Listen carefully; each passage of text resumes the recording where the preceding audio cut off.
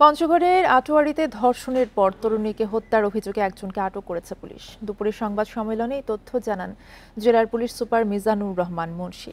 তিনি বলেন, গত 13 জানুয়ারি ঢাকা থেকে পঞ্চগড়গামী একতা এক্সপ্রেস ট্রেন থেকে নামিয়ে ওই তরুণীকে আটোয়ারী কিসমত স্টেশনে ধর্ষণ করা হয়। পরে ধারালো অস্ত্র দিয়ে শরীরের স্পর্শকাতর বিভিন্ন স্থানে কেটে হত্যা করা হয় তাকে। পরদিন রেল লাইনে অজ্ঞাত পরিচয় হিসেবে তার ক্ষতবিক্ষত মরদেহ উদ্ধার করে পুলিশ। পরে গেল 8 মার্চ ইজি বাইক চুরির অভিযোগে স্থানীয়দের হাতে ধরা পড়ে রিফাত বিন সাজ্জাদ। তার মোবাইল ফোনে নারীকে বেঁধে নির্যাতনের ভিডিও পাওয়ার পর তার সূত্র ধরেই জানা যায় তরুণীকে ধর্ষণ ও হত্যার বর্ণনা। এর আগে তরুণীর পরিবারের পক্ষ থেকে অপমৃত্যুর মামলা করা হয়। এই ঈদে জামা জুতো অ্যাক্সেসরিজের ডিসকাউন্ট।